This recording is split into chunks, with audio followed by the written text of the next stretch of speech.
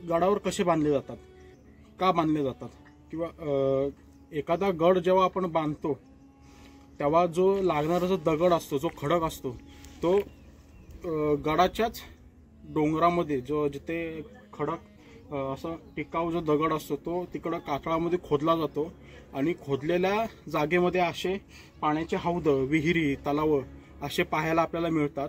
आणि जो इकडनं जो दगड जो निघतो तो बालेकिल्ल्यातला वाडा असतील किंवा गडावरती जे इमारती असतील त्या इमारती बांधण्यासाठी त्याचा वापर होतो। तर आता असेच इकडे पाण्याचे हौद आहेत, त्या आता हौद आपण पाहूयात। आपण